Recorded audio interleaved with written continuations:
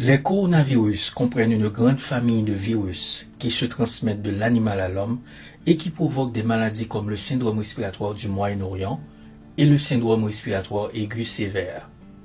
Le nouveau coronavirus découvert en Chine au mois de décembre dernier est une nouvelle souche qui n'a pas été identifiée auparavant chez l'homme. L'infection du coronavirus peut provoquer un syndrome respiratoire aigu sévère, une pneumonie, une insuffisance rénale et même la mort. Il existe donc plusieurs mesures que vous pouvez adopter pour vous protéger et protéger les autres contre le nouveau coronavirus. Le lavage des mains est un excellent moyen d'éviter de vous contaminer et de contaminer les autres. Vous pouvez vous laver les mains avec du savon et de l'eau, mais il est conseillé d'utiliser une solution hydroalcoolique qui est un mélange d'eau et d'alcool pour se laver les mains même si vos mains ne sont pas visiblement sales. Les solutions hydroalcooliques sont des solutions aseptiques cutanées qui permettent la destruction des bactéries et des virus. Elles se présentent sous plusieurs formes, gel, mousse ou lingette, ce qui va éliminer le virus s'il est entre vos mains. Lorsque vous toussez ou éternuez, couvrez-vous la bouche et le nez avec le pli du coude ou tout simplement utilisez un papier mouchoir. Si vous utilisez un mouchoir, jetez-le immédiatement dans une poubelle fermée. En respectant ces étapes, vous empêcherez la propagation des germes et des virus. Si vous éternuez ou toussez dans vos mains, vous pouvez contaminer des objets ou des personnes que vous touchez. Évitez tout contact étroit avec toute personne qui a de la fièvre et de la toux. Évitez les baisers, les accolades et autres rapprochements. Si vous avez de la fièvre, de la toux et des difficultés respiratoires, consultez rapidement un médecin. Et si vous avez été en contact étroit avec une personne ayant voyagé en Chine et présentant des symptômes respiratoires, faites-le savoir à votre médecin.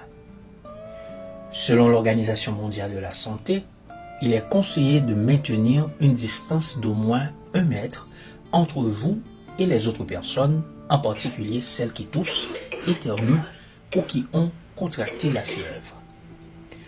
Les personnes ayant attrapé le coronavirus projettent de petites gouttelettes contenant le virus. Si vous êtes trop proche, vous pouvez y être exposé. Si vous n'avez que de légers symptômes respiratoires et aucun antécédent de voyage en Chine, vous pouvez prendre les précautions relatives à l'hygiène des mains, l'hygiène respiratoire et les bonnes pratiques en matière de sécurité sanitaire des aliments. Surtout, attention au portage des objets.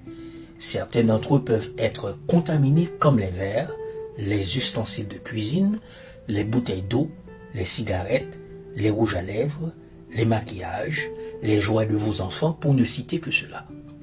Et n'oubliez pas, assurez-vous de rester à la maison jusqu'à votre rétablissement si possible. Les mains touchent de nombreuses surfaces qui peuvent être contaminées par le virus. Si vous touchez vos yeux, votre nez ou votre bouche avec vos mains contaminées, vous pouvez vous transférer le virus. N'oubliez pas que le nez, les yeux et la bouche sont des parties du corps qui constituent des portes d'entrée du virus dans l'organisme. Voilà pourquoi il faut éviter de les toucher inutilement. Assurez un lavage régulier des mains avec du savon et de l'eau potable après avoir touché des animaux et des produits d'origine animale. Évitez strictement tout contact avec certains animaux tels que les chats et chiens errants, les rongeurs, les oiseaux, les chauves-souris, etc. Manipulez la viande crue, le lait ou les organes d'animaux avec soin, conformément aux bonnes pratiques de sécurité alimentaire, juste pour éviter la contamination croisée avec des aliments non cuits. Il n'existe actuellement aucun vaccin pour prévenir l'infection par le NCOV 2019. La meilleure façon de prévenir l'infection est d'éviter d'être exposé à ce virus. Il est toujours recommandé d'adopter des actions préventives quotidiennes pour aider à prévenir la propagation des virus respiratoires.